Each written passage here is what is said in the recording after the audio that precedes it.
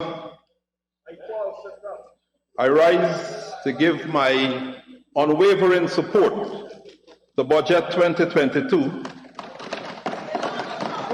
titled Steadfast Against All Challenges, Resolute in Building Our One Guyana, which was brilliantly prepared and presented by my colleague, the Senior Minister within the Office of the President with responsibility for finance, the Honorable Dr. Ashni Singh. Ashni Kumar Singh. Honorable Dr. Singh has presented yet again another budget that will allow our government to continue our work started when we assumed office in August 2020, and to fulfill our commitments to every Guyanese citizen, changing and touching their lives as we work towards achieving a prosperous future together. Prosperous future together. I must extend congratulations to the Honorable Minister and his hard-working, committed team who've all toiled efficiently and fervently to complete this budget. Mr. Speaker, this $552.9 billion budget is groundbreaking and transformative. No doubt, it holds people at the very center of its focus. With no new taxes, and I repeat, no new taxes, and a robust development agenda. Budget 2022 stands as a glaring testimony to our government's continued commitment to the people of Guyana, all the people of Guyana, including you on the opposition benches. Mr. Speaker, we just listened to 1 hour of negativity. However, that was a farewell speech. And I didn't expect anything better.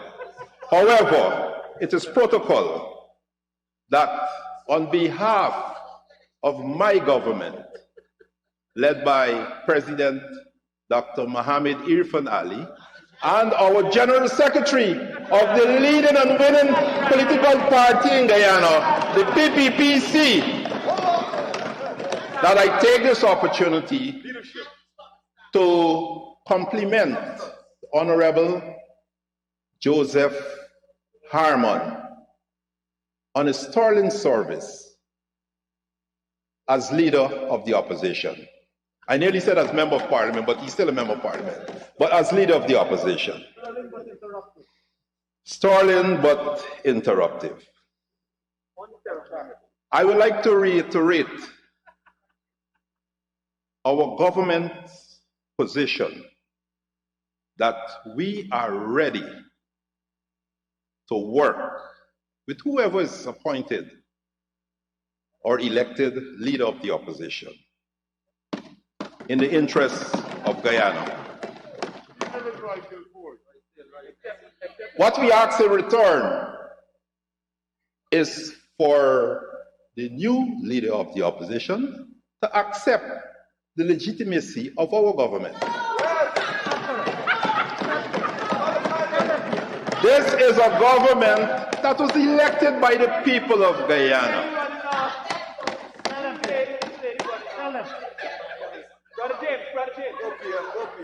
At perhaps one of the most peaceful elections that we had in this country on the 2nd of March 2020.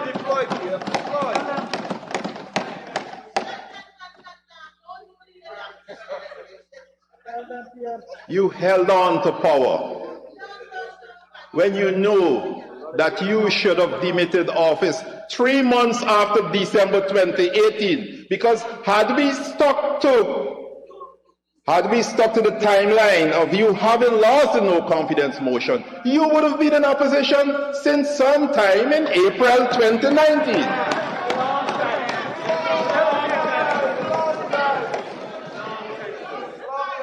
But you know, you could hold on to power as long as you want. But once we have the elections, same to do, same place you will end up, on the other side. You know, you laugh, but this is a serious issue. As a country, and I'm not a historian, but I'm a Guyanese, we fought for democracy in this country. We endured undemocratic government in this country for 28 years. 1992, we had the return to democracy in Guyana. Under the late Dr. Chedi Jagan.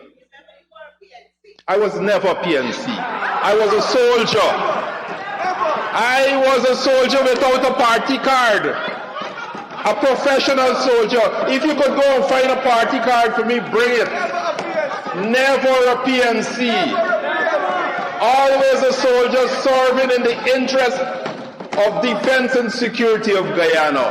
I became a politician on the 5th of January 2020 when I went on the stage in Kitty at the forest rally for the PPPC.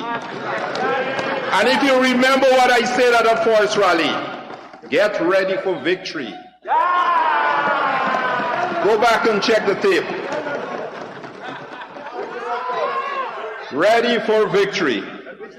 Mr. Speaker, you know, I wanted to comment on all the speakers before, but this is worrisome.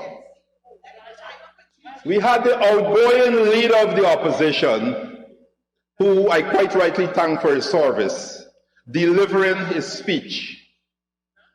And we had more members on the government side in the House listening to the leader of the opposition. What kind of leadership is that? I am not accustomed to that leadership. You should be supporting your leader, whether he's in government or he's in opposition. Where are the supporters? Where are the elected APNU, AFC parliamentarians? 1, 2, 3, 4, 5. 5 out of 31? 31. Shame. You know, we on the government side must be worried. You know why? Because we believe in democracy. And if you believe in democracy, you must have a viable and strong opposition. We are in worry in times in Guyana today. You know why? Because we don't have a leader of the opposition. Mr. Harman resigned, and we're waiting for a leader, still waiting. I am disappointed, we're all disappointed. I'm sure you're disappointed, because whoever is the new leader of the opposition should have been delivering that speech instead of walking around and handing out placards like this whole week. Georgetown, Borbies handing out flyers like this. That is what you relegate your leader of opposition to. We need your leader of opposition to be in this house doing the people's work. Yes, work for it. We have a situation where one contender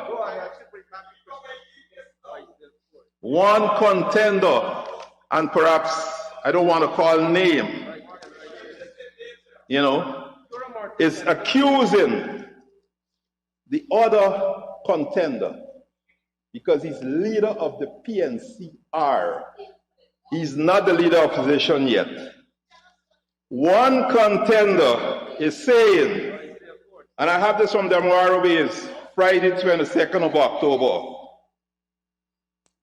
that contender supports Harmon for PNCR leadership. He says no room for Black People Party tribalism.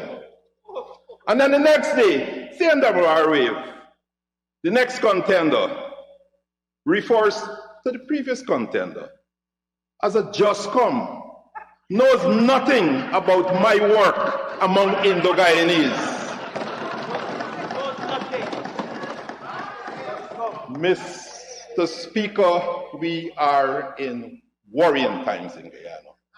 We have a struggle for the position of leader of the opposition in your house, Mr. Speaker. Mr. Speaker, I know you have very good skills at negotiating and conflict resolution.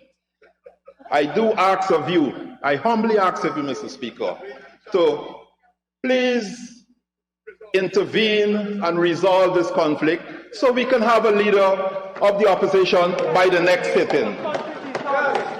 Our country deserves a leader of the opposition. And a leader of the opposition is important for representative democracy here in Guyana. Yes, that is true. We don't want a one-sided arrangement.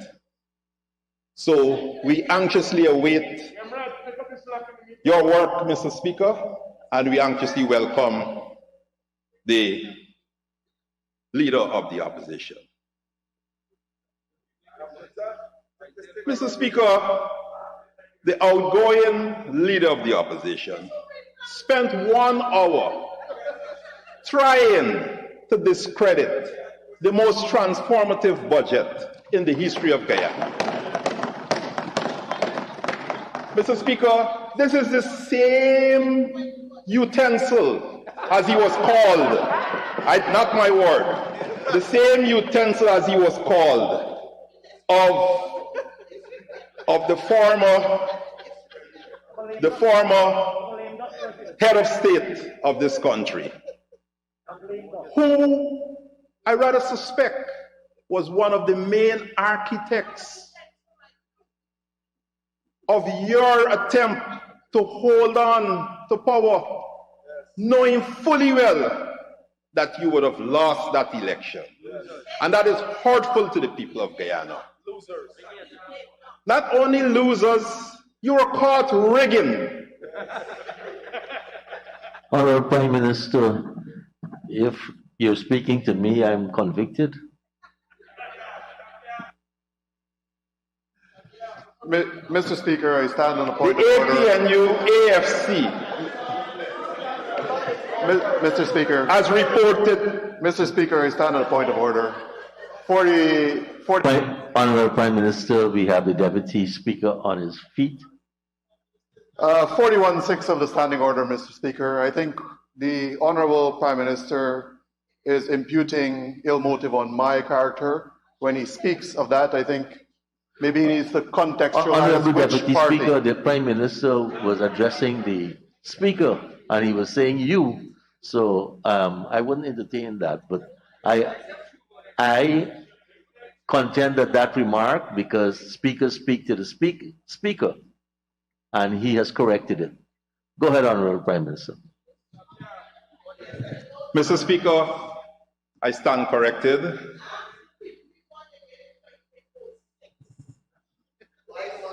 Mr. Speaker, the Honorable outgoing Member of Parliament and Leader of the Opposition said the average Guyanese has no benefit from previous budgets. This is the same parliamentarian in a previous government from 2015 to 2020 that increased 200 taxes, 200 taxes and other forms of payments to his government.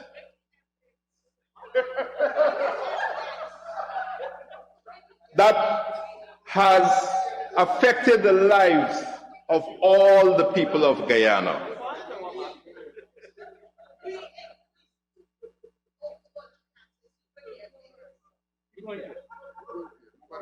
This is the same government that increased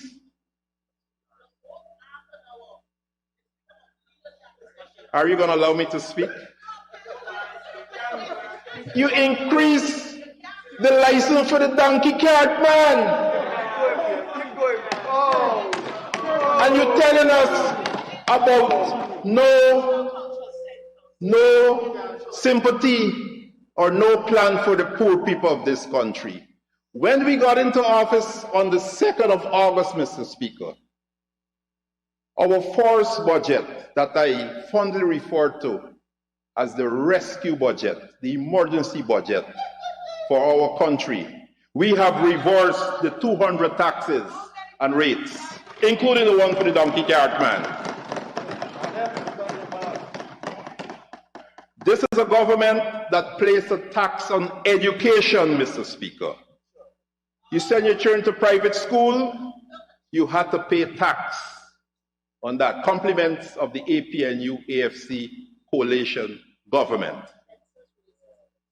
Tax on health, you go to a private health facility, you had to pay tax. Tax on drugs. It's obvious that they had a philosophy of tax and spend. Tax and spend economics. But you know what? They didn't spend the money that they got from taxation on the people of Guyana. They spent it on themselves. That's the point. So how can you come and lecture us about a budget that does not provide for the people of Guyana? A budget that provides $600,000 starting this year for everybody who has to do dialysis. Mr. Speaker, I serve in the military. I interact with veterans. And this was one of the issues that was raised by the leadership of the Veteran Foundation. But many shut-ins, and they have kidney issues, they're challenged to pay for their treatment. And this is the budget, and this is the government that has provided that this year. This is a caring government. This is a caring budget. This is a government for the people of Guyana. This is a people-centered budget. Mr. Speaker, this government had to return the We Care cash grant. And I wish to remind them that is something we started in the last government, before I became a politician, to start in the last PPPC government. The coalition won the election, the APNUFC, and one of the first things they did was to remove that payment. They claimed they had no fiscal space to continue that payment. But they had fiscal space to utilize money, to enrich themselves and to live the good life that they promised to all the people of Guyana. Mr. Speaker, we have since returned the Because We Care cash grant. In 2021, myself and all the ministers and parliamentarians went to every village, every community where we have our school children and paid over that money. to all the people of Guyana. And if you need any explanation for the concept of One Guyana, that single act should explain to you what we mean by One Guyana. Everything that is provided under this government is for all the people of Guyana. The only qualification for that payout is that you had to be in school. And you know what? It didn't matter whether your school was a private school. You also got the money. And the same government that Mr. Harman is accusing has decided in this budget to increase the money to $25,000, and the money for uniform will move from $4,000 to $5,000. So it's $30,000. $30,000 per child. I have grandchildren, I have neighbors, I have friends, and all of them are coming to me and say, Mr. Prime Minister, we thank you. And we want you to convey to your president, to the general secretary, and to your ministers for such a decision.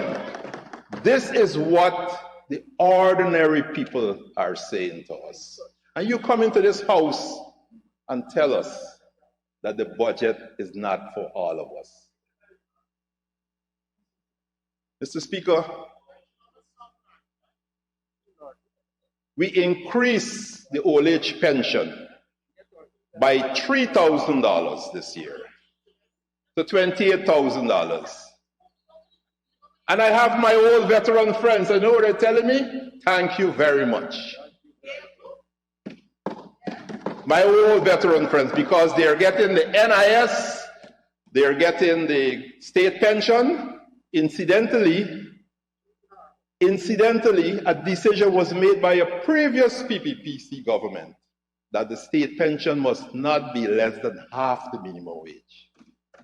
And that has helped so many veterans who would have retired 40 years ago. So they are having half of the minimum wage. The NIS they're having too, which is equivalent to half the minimum wage, and now they have not $25,000 but $28,000. You did nothing. Mr. Speaker,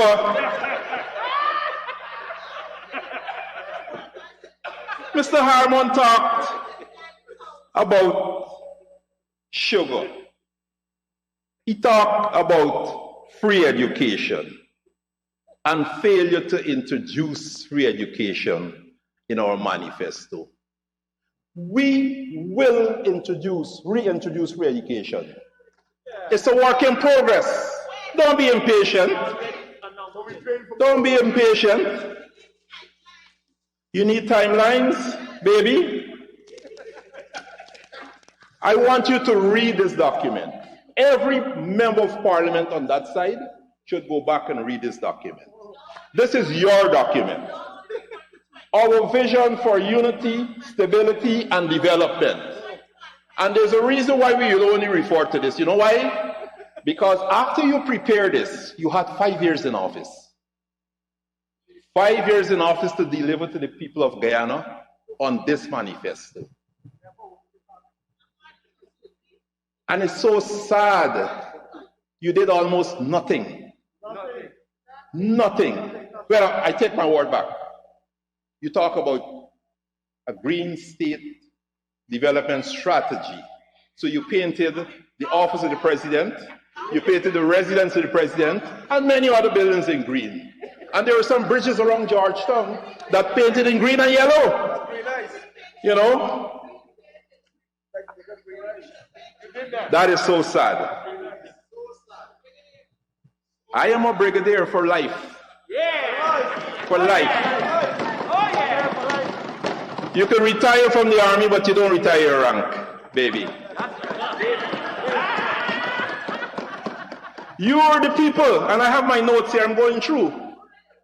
In your campaigns, you said sugar is too big to fail. Who said that? And then you failed us all. You sent home 7,000 workers. But you know what? Before you send them home, you commission, and you all like to do that. Commission of inquiry. You had a commission of inquiry, Mr. Speaker. They had a commission of inquiry, and the recommendation was clear. Keep the estates open. Go and read the recommendations. Keep the estates open. First you said sugar is too big to fail. Then you did a commission of inquiry recommending keep the estates open, and you sent home 7,000 sugar workers. And you closed the estates. How much it was? And now you come and tell us that you will form the next government. No free education, according to your manifesto. You remove the money from the people, the poor people of this country. You close the estate against your own commission inquiry. You lost the election, and you refuse to demit office. And now you come in this house to tell us that you are on a uphill trajectory which will lead you to form the next government. Well, we don't know which government you're talking about. Certainly it's not 2025. You will not be forming the government in 2025. You promised more disposable income, and Mr. Harman just said that, for people in your 2015-2020 manifesto, but as we said, we found out that was a fallacy. You taxed the people into submission, and they voted you out of office.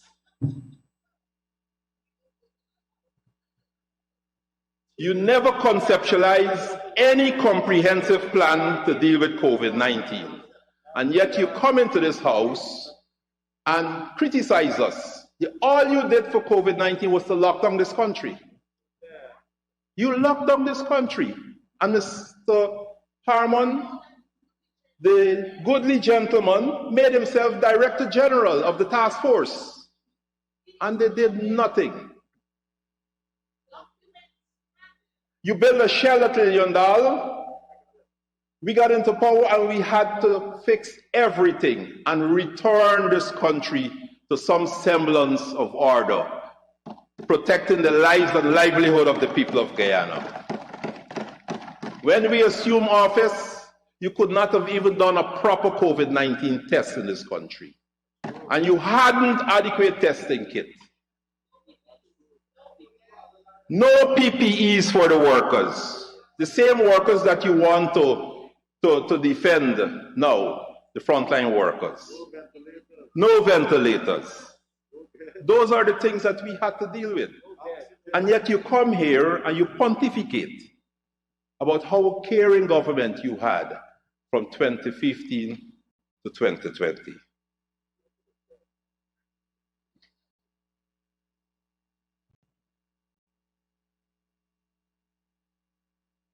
We are on record of keeping on the job or employed all public service workers. We have not sent home any public service worker as a result during the COVID-19 pandemic. The teachers were at home and they got paid. The public servants, they got paid. All we did is return them to work. You had them locked down. Politicians. You criticized the $109 billion in our budget that is earmarked for infrastructure spending. But you don't have to be an economist to know that infrastructure spending is transformative. It has a multiplier effect. And that will drive the development of this country. That will drive foreign direct investment in this country. And that will catapult us into a developed state faster than we expect.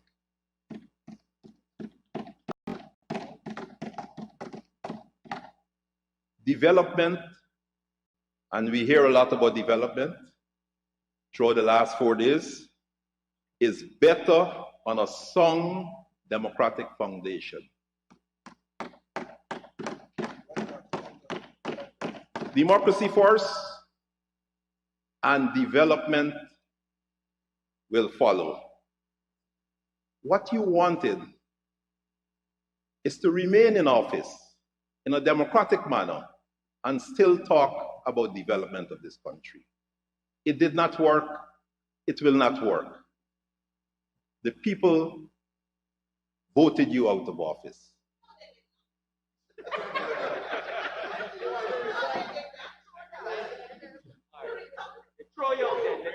You keep talking about the cash grant and communities were bypassed, and we keep asking you for the list.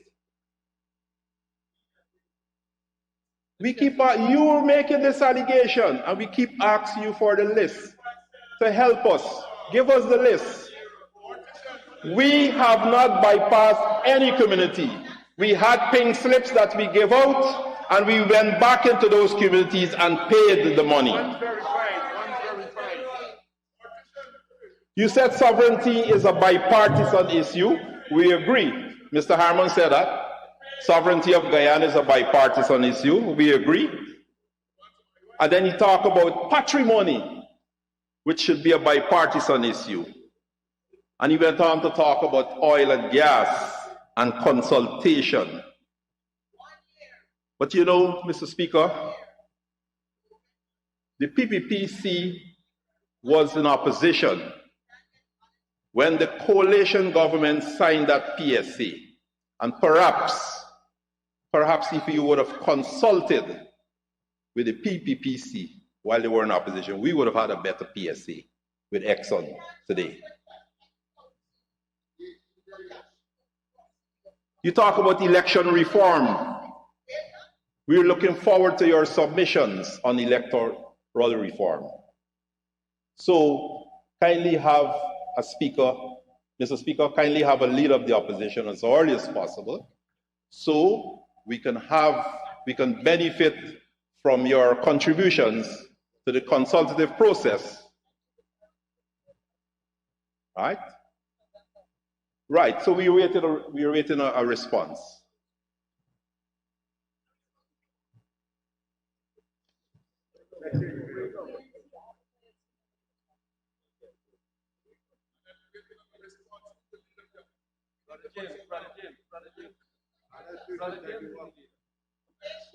You talk about us not consulting with the GPSU and just offering salary increases unilaterally. But for 5 years, did you consult with the GPSU? But they were toothless poodle, right? And you continue in your bad ways of unilaterally deciding what you will pay the public servants, and now you come here to us to ask us that we should stop and engage in collective labor bargaining. Mr. Harman talks about the state asset recovery, and it was an agency that was set up. And he talked about 19 cases that was placed before. 19 cases that were witch hunt cases. And the State Asset Recovery Agency became an agency of jobs for the boys and girls. It was a waste of money. That is the money for that agency, used to run that agency, that could have provided the fiscal space for the transfer payments, for the social sector safety nets that were necessary in this country during your time in office. And you talk about accountability and try to preach to us about accountability. Mr. Speaker. But, Mr. Speaker, the 2016, 2017, and 2018 Auditor General report is replete with instances of mismanagement of the finances of this country and corrupt dealings that should lead to further investigation.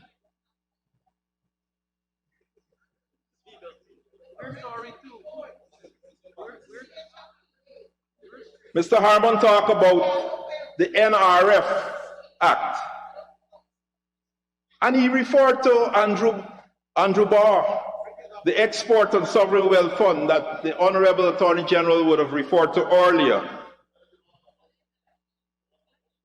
But, Mr. Speaker, the NRF Act is now law, since it's already assented to by the President of Guyana, and it's a progressive piece of legislation that will lead to proper management and a high degree of transparency of our revenues from oil and gas.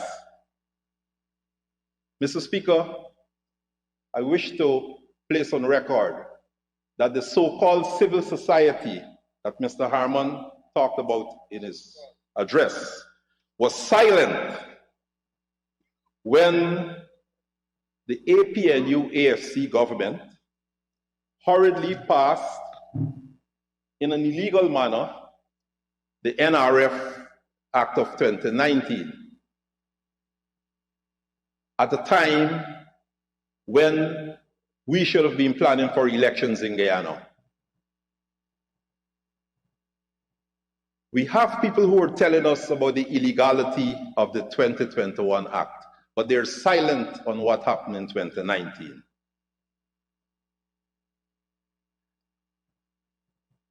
Mr. Speaker, every cent that goes into and comes out of the NRF Act, and I'm speaking for the people of Guyana to understand, will have to withstand the scrutiny of us in this House of Assembly. It has to come here. And there are many layers of control that will assure the people of Guyana of a high level of transparency, unlike what was proposed by the 2019 NRF Act that placed immense powers in the hands of the then minister, a minister who was very opaque in explaining to the people of this country what was done with the 18 million United States dollars bonus. If you cannot clearly account to the people for 18 million US dollars, Mr. Speaker, I can imagine what will happen now. Because we have 607 million US dollars in the fund, and there's every likelihood by all projections to having just under $1 billion, all things being equal, going into the fund in 2022. And those are by the commentators out there. So, Mr. Speaker, we are in good hands. We have an act that will assure a high level of transparency to the people of Guyana.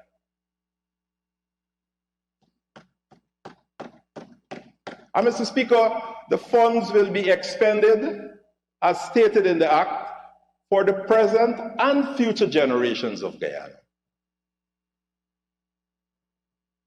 And that's why, in this budget, we are requesting to utilize money from the fund, because we are building the foundation to assure a better life for all the people of Guyana.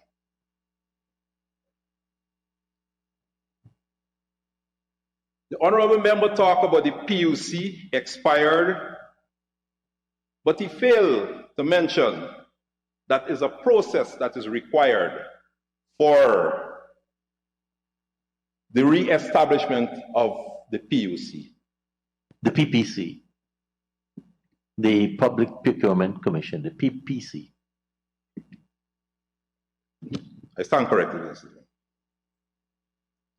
Mr. Speaker, we're talking about an opposition who will come here and preach to us, an opposition who, when they were in government, did not respect the same process and procedures that they come to preach to us about now in the interest of good governance.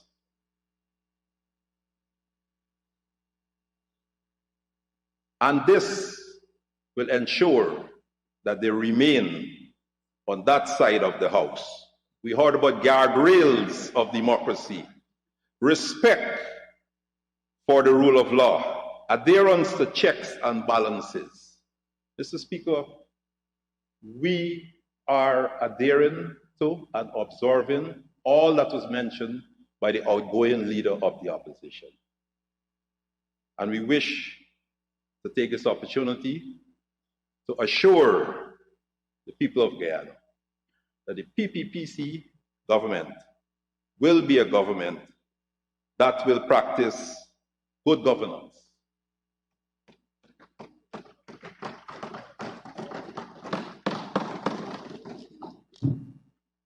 Good governance, regard for the rule of law, transparency, respect for fiscal policies are all built on this solid foundation, the solid democratic foundation that I mentioned before.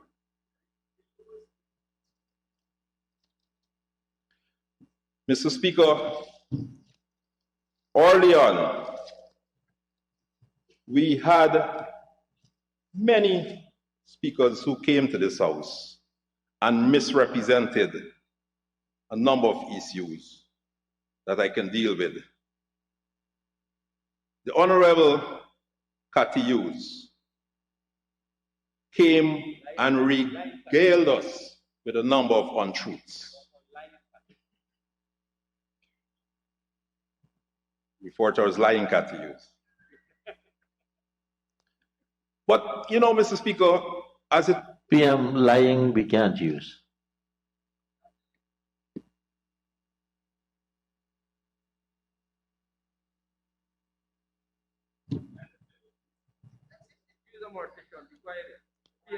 Mr. Speaker, the Honorable Cathy Hughes, when she was the Minister of Public Telecommunications, benefited from the same advisors that advised me as Minister responsible for telecommunications. In 64 days, on the 5th of October 2020, I signed the commencement order liberalizing the telecommunications sector in this country.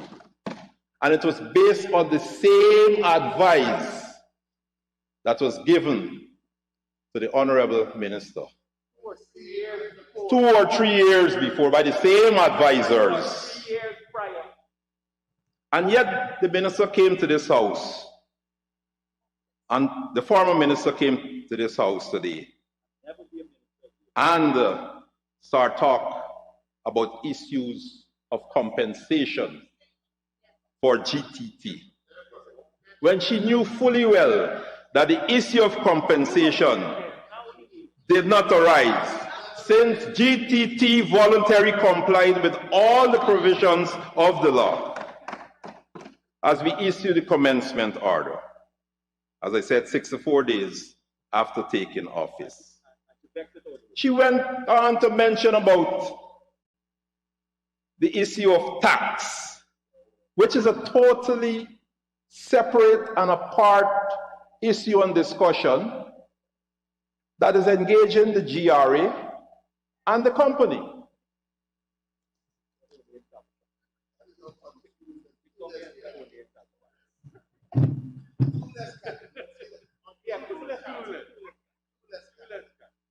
She went on to refer to every Jesus has a Judas, but I don't know who she was referring to. But certainly, every Jesus, even Jesus had a Judas. So I don't know who she was referring to as Jesus or as Judas, but she certainly demonstrated a fundamental misunderstanding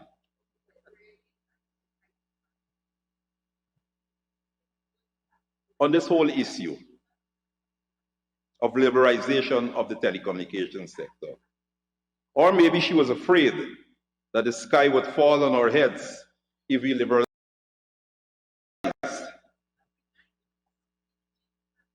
Our real advisors, as I mentioned before, convince her that we should go ahead.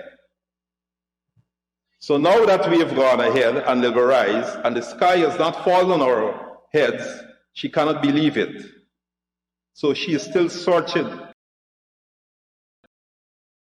for some deal. Mr. Speaker, through the act of liberalization of the telecommunications sector, all we are interested in on this side of the House is a better deal for the people of Guyana.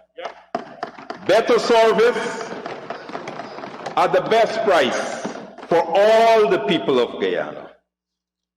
And I wish to assure this House and the people of Guyana that the Public Utilities Commission will be engaged and will be asked to pay more attention to the quality of service in the telecommunications sector during 2022 in Guyana. She went on to talk about the call center. But what she should have told us is that the call center was closed under her.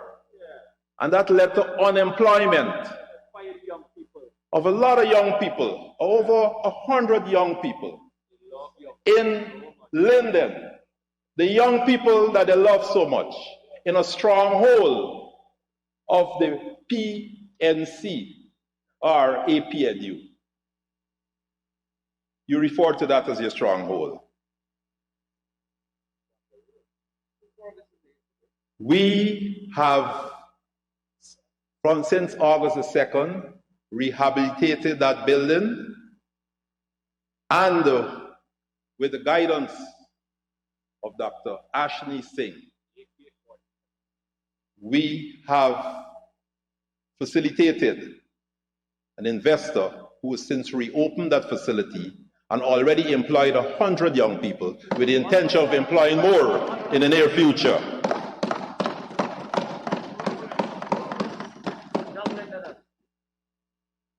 Young Londoners, Honorable Cathy Hughes should never speak about corruption to this House. She gave contracts to her company, and it's in the papers. Guyana Times, May the 2nd, 2019. Telecommunications Ministry awarded contract to Minister's Company. Oh, it's still news. Look at that. What about the $90 million transfer into our account in 3 months? What about that?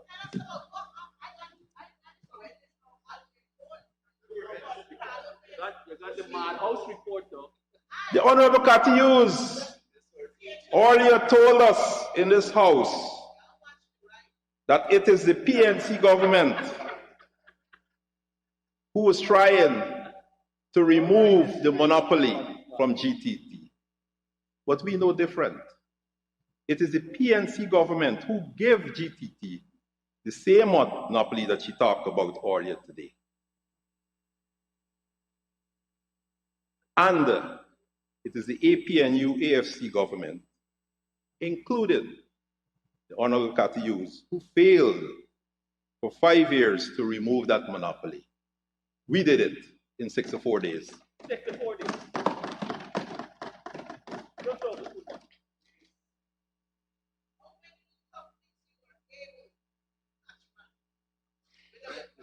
How many house lots? Mr. Speaker, Three house lots and a mansion. it is so sad. Four house lots and a mansion. And one for Brother James and one for Brother Raymond.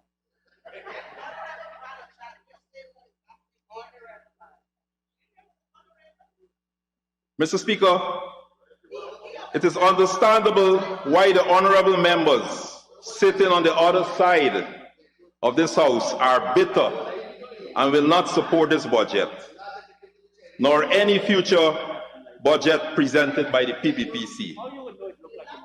We cannot expect anything different.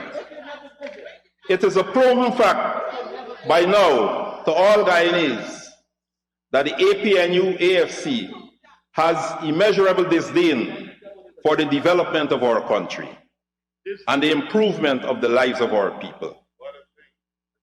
Their own supporters, the many people who voted for them, have lost confidence in their representation. Mr. Speaker, it shows, and for that they must hang their heads. You know why? Because people do not support their baseless utterances, nor wish to be associated with their madness. They have continuously betrayed the people of this country, both in government and in opposition once again. Mr. Speaker, even in this honorable House, they have failed to conduct themselves properly and act like normal civilized human beings with dignity. Even nursery schools children know better and can do better and will do better. From grabbing the mace and running around this sacred dome screaming, to abusing civilian staff who have no interest in anything else but performing their duties honorably. The APNU AFC parliamentarians have done it all, and they owe the people they represent in this National Assembly many apologies, not only in words, but in action. Mr. Speaker, I have listened to the presentations of the honorable members over the last 5 days, sitting on the other side, and we can all agree that it's the same tune being sung by each and every one of them, including their outgoing leader of the opposition. They have showcased to this House and the Guyanese people their inadequacies and grave incompetence by being unable to grasp the whole purpose of Budget 2022. But, Mr. Speaker, we cannot expect much from those who have proven time and time again to lack basic comprehension skills. And you know, Mr. Speaker, when people choose to be stuck in their ways to the point of no return, and after having realized that no amount of help will make a difference, Mr. Speaker, sometimes you just have to decide that it's a total waste of time trying and hoping any longer for change. Mr. Speaker, I've said this before, and I will say it again. The APNU AFC coalition is against anything that is progressive for this country and its people. That is true. That is true. And it isn't today's story. Throughout their time in government, which was overstayed, by the way, after losing the no confidence motion and disrespecting our constitution and the entire nation, they had the opportunity to serve. But what did they do? They squandered taxpayers' money like there was no tomorrow. On what, Mr. Speaker? As I mentioned before, themselves and family and friends.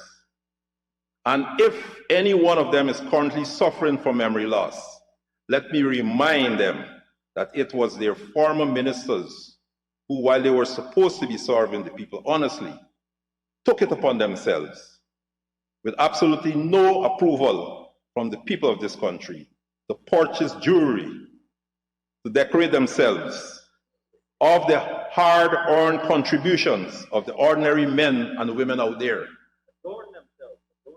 Not only that, Mr. Speaker, but they found it fit to live luxuriously, and as if a 50% salary increase for them, and them alone, was not enough, they racked up billions of dollars, not millions, but billions on food alone, all on the backs of the people of this country, with next to nothing given back in service from them. They failed the people and this country while in government and continue their record of failure in opposition, only getting better and better every time at it. It is obvious that what the APNU AFC members aim to excel in, nothing else.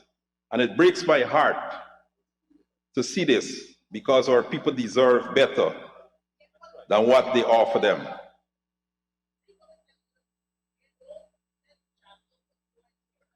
Mr. Speaker, it is indeed amusing every time we come to this House and have to listen to the deception and untruths spewed by the honorable members sitting in opposition. Each and every one of them appear before this House and proudly prove every single time why they earn their seats on that side. And so shall it be for a very, very, very long time. Mr. Speaker, the APNU AFC is known for empty lip service, all talks with no substance. I'm convinced that most of them have mastered the art of theatrical performance, as this is the order of their typical day. Mr. Speaker, I must address many of the falsehood spoken in this House by members of the APNU AFC during this budget debate. But I wish to say that I did address many of the falsehood already, and I don't want to bore the members here.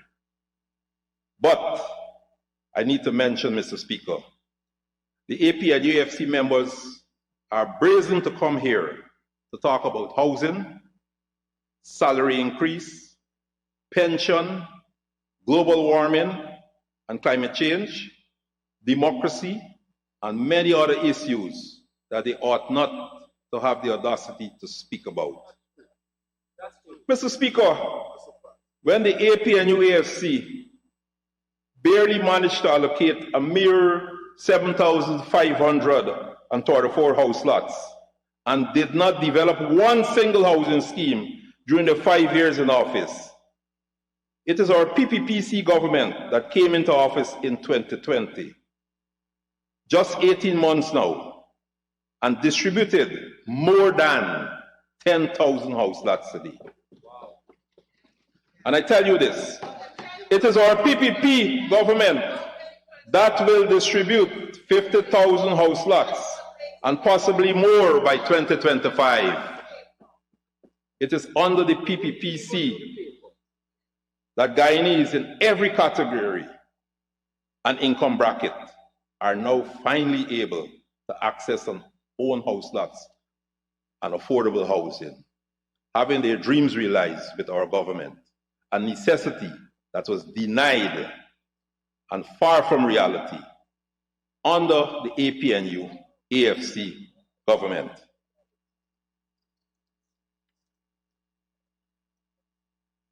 Mr. Speaker, we had members of the opposition that said the people of Guyana are perishing and our government has lost the battle against COVID-19. Mr. Speaker, let me remind those members that when the PPPC came into government, we took over from them and they did not even have the capacity, as I mentioned before, to do testing up to that time. I guess they were too caught up in attempting to rig the elections for 5 months, so public health and safety was the least of their priorities. Hanging on to power was.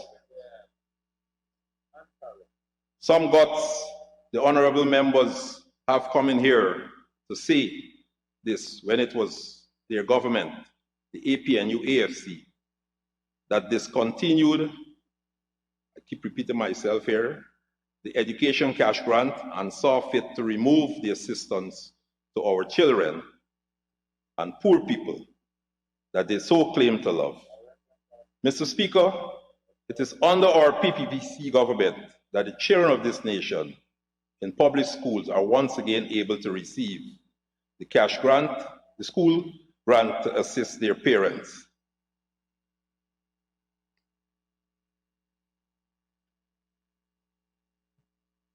Mr. Speaker, the opposition had 5 years to do all of the things that were mentioned in their manifesto. And as we mentioned before, they have not lifted a finger to get any or many of the things that they promised the people started.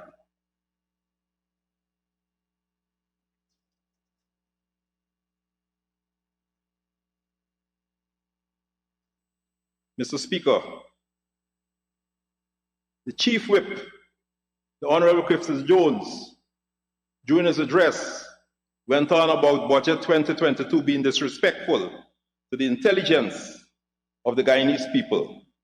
Sir, what is really disrespectful to the intelligence of the Guyanese people is the Chief Whip who benefited from public funds to buy barber chairs for his private barbershop. He went on to say that Gaisiku has cut its production target by 1/3 and questioned whether government will cut the allocation to Gaisuku by 1/3. Once again, Mr. Speaker, they have opened assault against the sugar workers. Mr. Speaker, the Honorable Christopher Jones hypocritically questioned, what have the public servants, teachers, police, soldiers done to the PPP, and said that our budget is silent on salary increase for them. Well, Mr. Speaker, I want to ask the Honorable Christopher Jones, what did the police and soldiers do to the PNC, AP, and UAFC that caused them to take away their 1-month bonus? It is our government that fulfilled our promise to the joint services by ensuring that we reinstated the annual 1-month bonus, which they took away from those much deserving servants of our country. It is the APNU AFC members who said publicly that paying this bonus to these workers was equated to bribery. But you were mistaken. What you know of yourself should not be mistaken as the same ideology shared and accepted by others. It is the same APNU AFC when in government failed to pay the 20% promised to the law enforcement officers in the first year in office in their manifesto. And sugar workers, as mentioned by the honorable member. The APNU AFC so loved the people of Region 10 and Linden, and in 5 years, they have not repaired the Suzaik-Linden Highway, and that is provided for in this budget that you're criticizing. Also provided for in this budget is for the Linden to Mubura Road, a very important artery from Linden into the mining areas of this country. Mr. Speaker, the APNU AFC parliamentarians, the Honorable Dan Hastings Williams, and Honorable Sherwin Holder, and all others are hypocritical to come here mentioning anything about CSOs and the CSO program when they were the ones that shut down the program and fired 2,000 CSOs. Their party, while in government, did to poor working class people who were earning a living. They took bread out of the mouths of those people and many others. They dared to claim that the coalition has a track record of training and caring for young people. What about the CSOs they fired?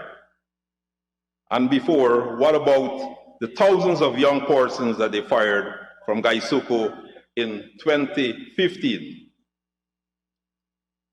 I did mention before, what about the people who lost their jobs at the call center in Linden?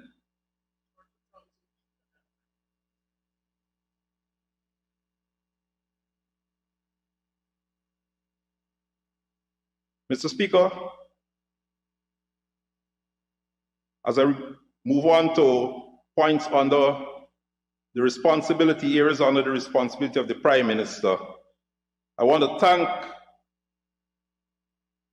the Honorable Minister with responsibility for finance for the general allocations in the budget to the Guyana Energy Agency that was able to commence several major initiatives within the energy sector aimed at supporting our government's strategic vision of providing our citizens with more affordable, stable, and reliable energy through an energy mix that includes hydropower, natural gas, solar, and wind. Among those included the advancement of the works on the installation of a 1.5 megawatt solar farm for Bartica, a 1 megawatt solar farm for Ret'd, commencement of the installation of a 64 kilowatt hybrid solar photovoltaic system in Region 1, and the installation of a level logger at Amelia Falls in December 2020. Much of these works lay the groundwork for much more that is in store in 2022.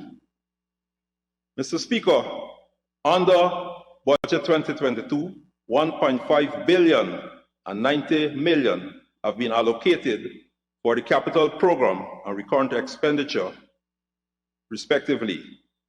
666.7 million has been allocated in 2022 for the installation of an additional 20 solar PV mini-grids to 20 communities and public buildings in the hinterland that will benefit 14,324 residents.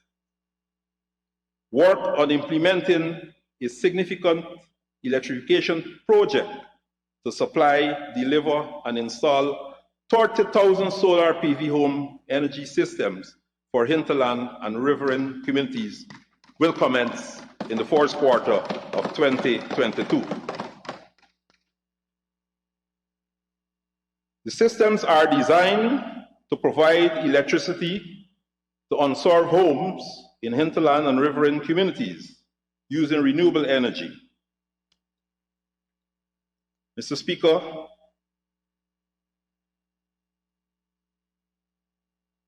recognizing the basic needs for residents, each system is designed to power 2 9-watt LED lamps, 1 12-watt stand fan, and is equipped with a USB port for charging of portable electronic devices. At the completion of the project, a total of 4.5 megawatts will be installed across 10 administrative regions. This project is expected to benefit over 200 communities and 30,000 households, bringing to a total of 120,000 people who will benefit from this project. The installation of a 1.5 megawatt solar farm for Bartica and a 1 megawatt solar farm for Ret'd will be completed in the first quarter of 2022. The installation of transmission lines for the Ret'd and Bartica solar farms will also be completed this year.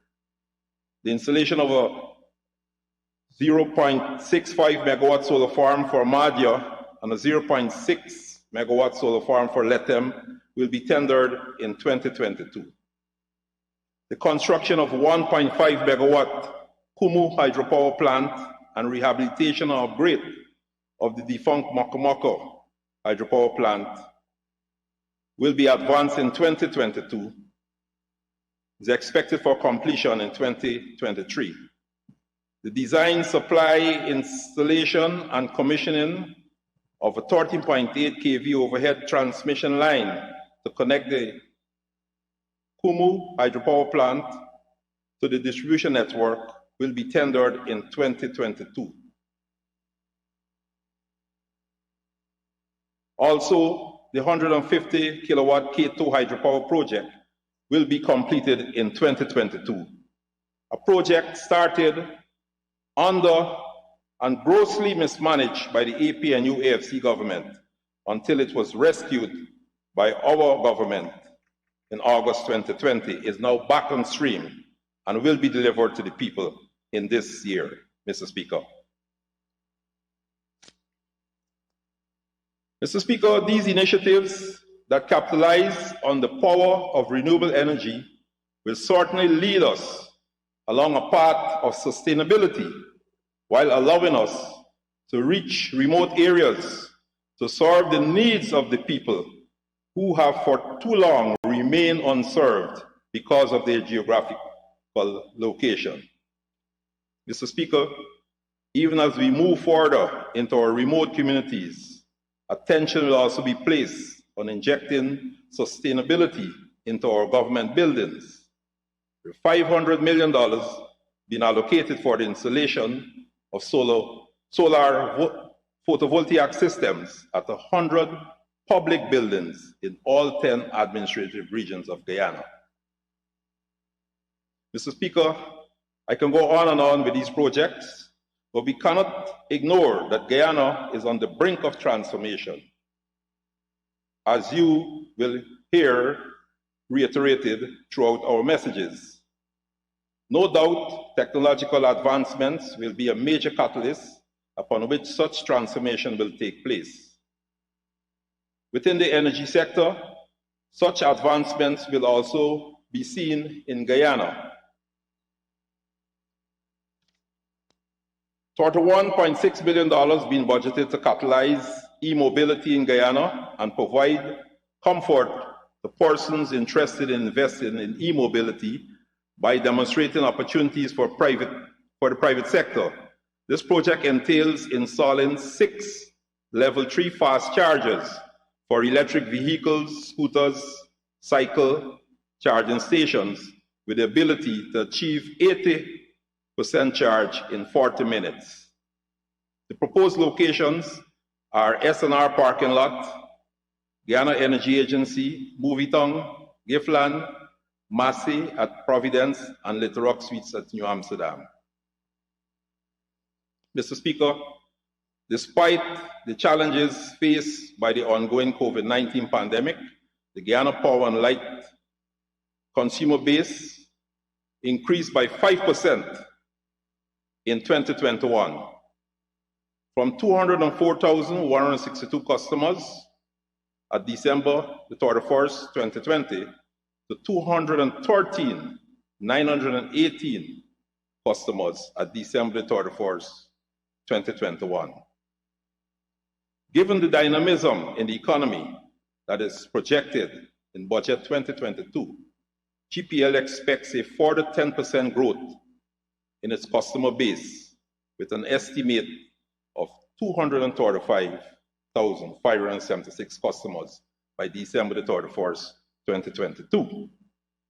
Mr. Speaker, this increase in customer base is expected to result in a 19% increase in needed generation output for 2022.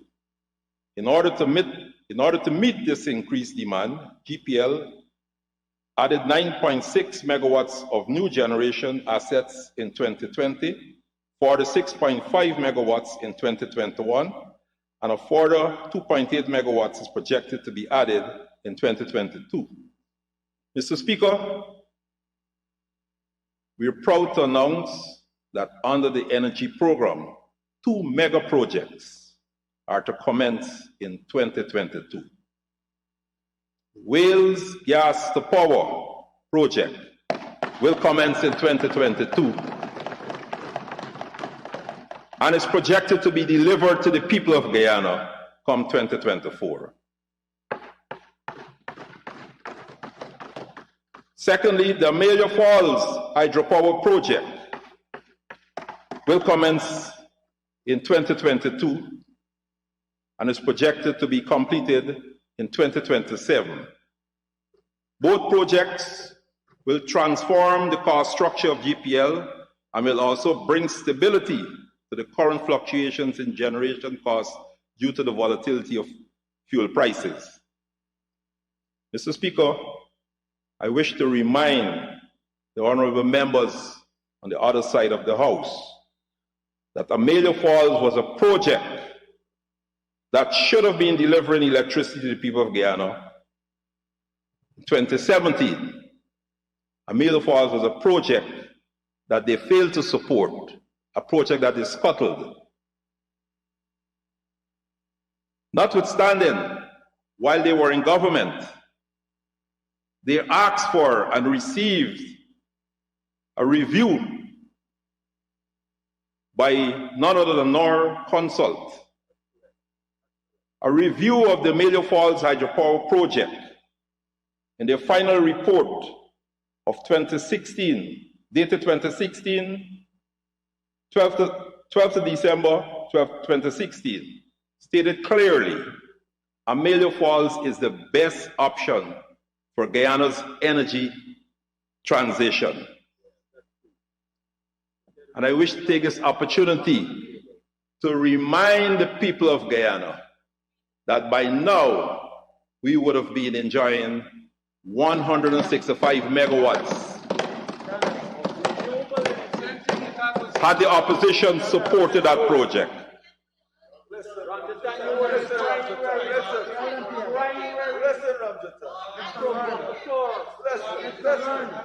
The Prime Minister provocateur in that situation.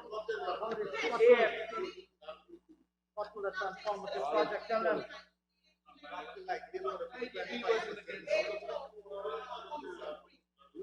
Mr. Speaker, we had a letter of commitment from the IDB.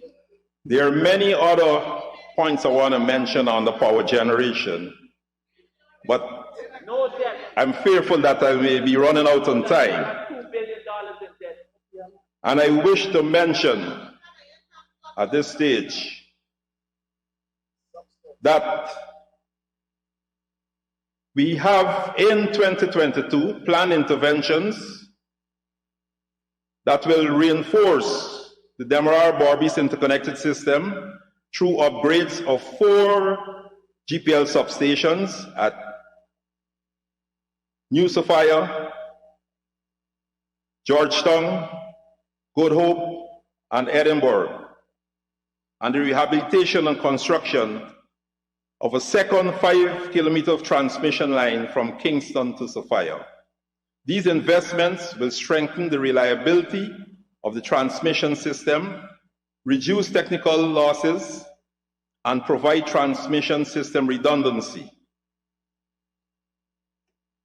Other plans for 2022 include the commencement of the upgrade of the Sophia and Kingston substation and rehabilitation of approximately 5 kilometers of associated transmission line.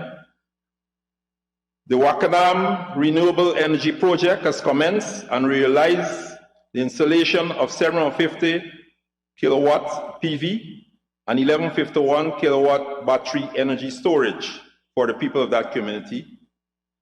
For the gas to energy project, GPL is involved in a tripartite arrangement with the task force and SO Exploration Product Guyana Limited to execute the request for proposal for the 300 megawatt power plant and the liquefied natural gas plant.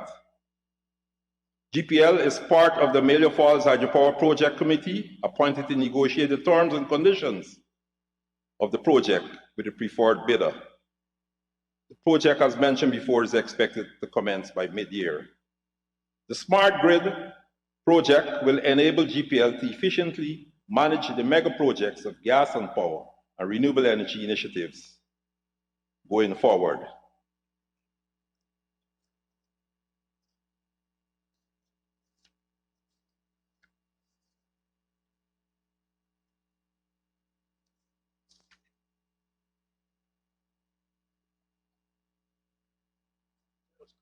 People in here.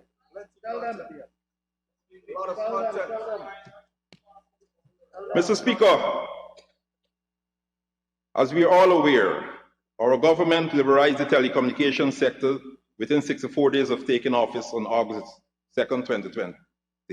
Mr. Speaker, following our government's historic achievement, the efforts of the Telecommunication Agency since then have been on ensuring that it builds upon the foundation established and that the benefits of liberalization are realized through putting in place the environment and frameworks to maximize competition. Some of this work includes the implementation of local number portability with a target date set for December 2022.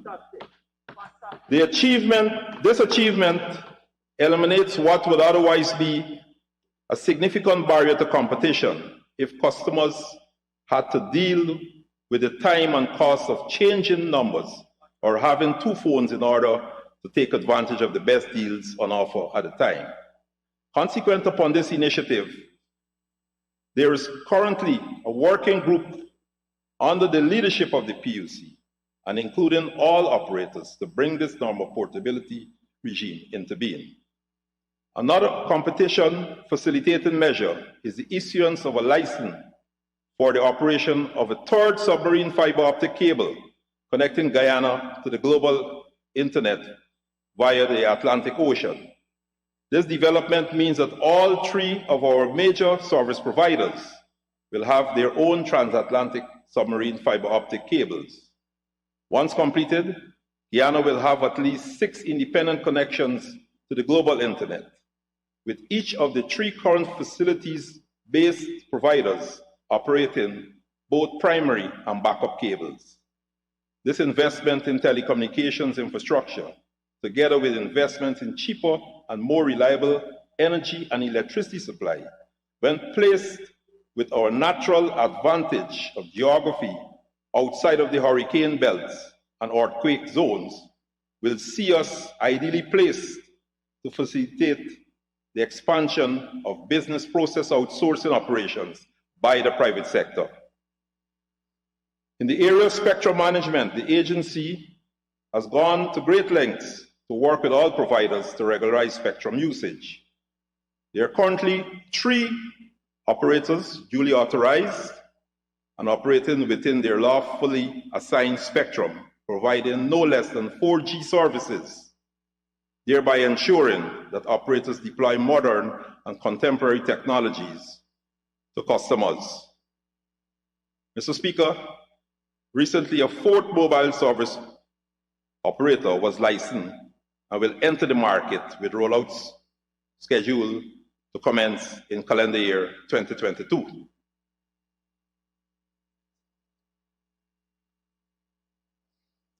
Mr. Speaker, in our manifesto, we pledge to increase access to cheaper data and bandwidth by scaling up state-sponsored efforts to provide countrywide cover with fiber optic cables and other wireless options to ensure subsidized access to poor and remote households, and to develop the infrastructure and provide the enabling environment to promote the use of ICT across Guyana. We have promised to increase access to cheaper data and bandwidth by scaling up state-sponsored efforts. And in 2021, the NDMA had continued to operate and maintain the national broadband network. This infrastructure is now the backbone of the government's online and interoperability efforts and comprises 55 4G LTE sites, 9 third-party leased point-to-point connections, 1 satellite ground station supporting 91 satellite sites, and over 227 kilometers of fiber and 658 mobile LTE units, with fiber and LTE being accessible in the coastal regions and satellite technology being used in the hinterland and remote parts of Guyana. Mr. Speaker, in order to continue to provide internet services to the public sector and further increase the bandwidth supplied to every educational institution on the national broadband network, NDMA prioritized the procurement of increased bandwidth in 2021. Dedicated bandwidth was increased by 167% to better serve government entities, including schools and hospitals, on the national broadband network in 2021 and beyond. This allowed for the increase in Wi-Fi bandwidth from 500 to 200 megabytes per second at 139 public internet access sites. Overall public Wi-Fi consumption increased from 242 megabytes per second in January to 500 megabytes per second in October 2021. Mr. Speaker, this comes on the backdrop of a previous system when I was campaigning and visiting remote parts of this country. When you try to get onto the internet, you just had it buffering, showing connecting. So we are at the stage now where the service has not only increased in terms of reach to the people, but has improved and will continue to improve in 2022.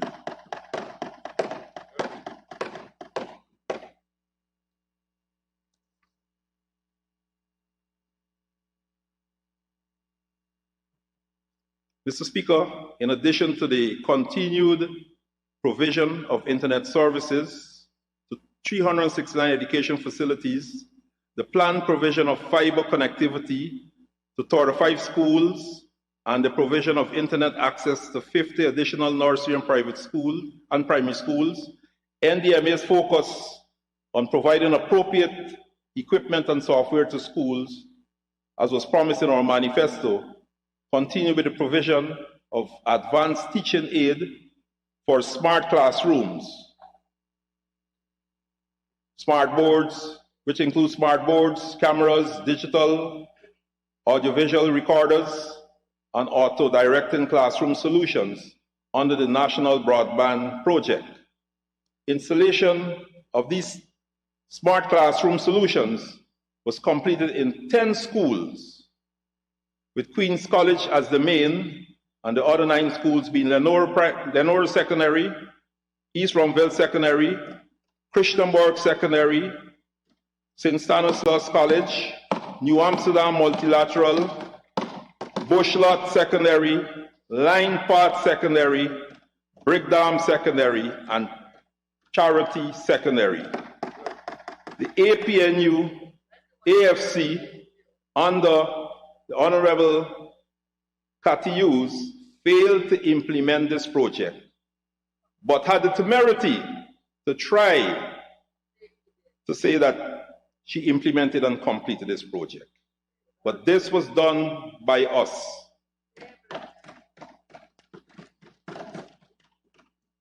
Mr. Speaker, 17.1 million United States dollars was made available for a project known as the Hinterland, Poor and Remote Communities ICT Connectivity Project. This project had started in terms of signing of the papers and the releasing of money under the APNU AFC government, but nothing was done.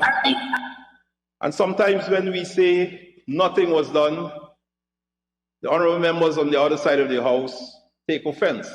But regards to this project, nothing was done. We have the situation when we took office of all the materials, including 4,500 laptops and 200 TV screens stored in a bond in Diamond.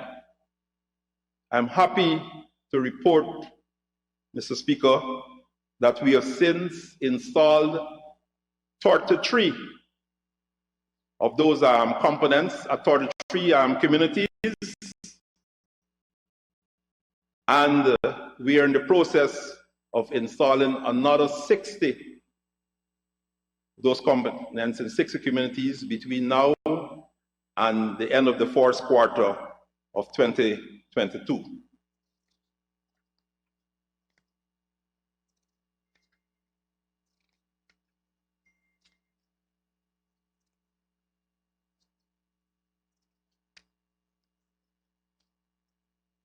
Mr. Speaker, the year 2021 posed unique challenges for the Civil Defense Commission as natural disaster impact continued to intensify. In 2021, Guyana faced the worst natural disaster in its history. The 2021 May-June rains, which extended to August, resulted in large-scale flooding, which affected 51,622 households across the country. This impact included the displacement of residents, water intrusion in homes, inundation to farmlands and animal dwellings. 13 shelters were set up to provide living space for those displaced families. Yet the CDC continued unwaveringly to execute its mandate, achieving major wins in bringing relief to our citizens in their greatest time of need. Mr. Speaker, among the main achievements of 2021 were the completion of the Ret'd warehouse at a value of $112 million, the distribution of over 160,000 flood and COVID-19 relief hampers in all 10 administrative regions of the country, the launch of the Country Work Program for the CDC for the period 2021 to 2025, the establishment of the National Oil Spill Committee, resumption of CDC headquarters, construction at Thomas Lands, coordination for conducting several training courses to enhance oil spill response capacity of staff, volunteers, partners, agencies, and government agencies, and assistance with the establishment of shelters in regions 2, 5, 6, 9, and 10, which saw up to 257 persons being housed in shelters at the same time across a total of 12 shelter facilities. This was the highest number of people ever housed at any one time in shelters in Guyana. Mr. Speaker, the 2022 current expenditure for the CDC is designed to boost the capacity of the agency to increase its response efficiency to multiple hazards and strengthen the teams at the national, regional, and community levels. To achieve this, the Commission's 2022 budget is built around 3 outcomes: strengthened institutional framework for the mainstreaming of disaster risk management, enhanced knowledge management for disaster risk management, improved capacity for disaster preparedness and response at the national, regional, and community levels.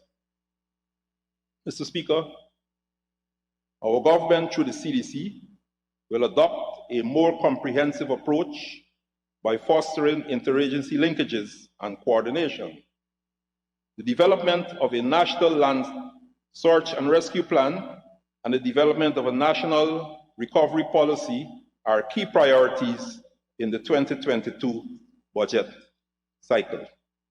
Moreover, Mr. Speaker, the strengthening of regional disaster risk management systems and community-based disaster risk management mechanisms are critical to support the sustainability of the work laid out in 2020 and 2021.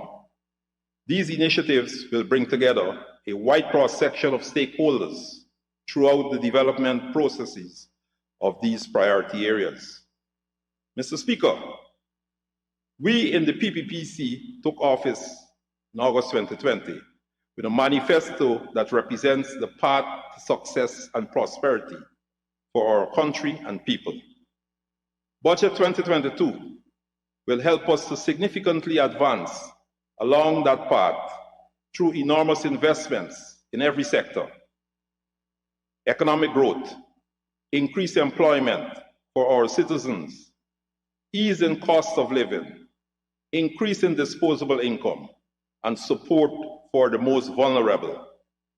Mr. Speaker, the APNU-AFC speaks about caring and loving Guyanese people when they distance themselves from their own supporters while they sat in their fancy offices behind closed doors. Doors that remain shut to the ordinary people from 2015 to 2020. Consulting with people wasn't a thing for them. The voices and cries of Guyanese were shut out and ignored. Mr. Speaker, I have the honor of being the first Prime Minister in many cases to ever visit numerous communities, especially in the hinterland. This speaks to the way our government works, the true definition of boots on the ground. And on the ground shall our boots remain. The APNU-AFC comes to tell us about the way this plan and that plan should be. Plans that they had the opportunity to implement but did not. Plans that they lacked even an iota of vision to think of and develop, much less execute. Mr. Speaker, I want the honorable members on the opposite side of this House to rest assured that whether they like it or not, One Guyana will achieve prosperity. One Guyana will overcome the hate and racism people attempt to use as a tool to divide our nation. There is no place for any of this in our One Guyana. And since they have admitted right here in this House their confusion and difficulty with grasping the simple and clear concept of One Guyana, let me remind them that our Guyana belongs to 6 different peoples. But bullies and dictators cannot accept and understand the meaning of One Guyana. The APNU-AFC doesn't own anybody or any group of people in this country. Mr. Speaker, the biggest problem of our friends on the other side of this House is that they can no longer benefit for themselves. It hurts them to see Guyanese people actually benefiting as they should. It hurts them to see the rapid pace at which Guyana is developing. It hurts them to the core. And Mr. Speaker, it will hurt even more come 2025 when the people of Guyana re-elect the PPPC back into government. And they will have to come to sit on that side and accept the reality of this new era, an era of vast development, as we continue to build our country, our One Guyana, and improve the lives of Guyanese across all the regions of this country. I thank you, Mr. Speaker. Thank you.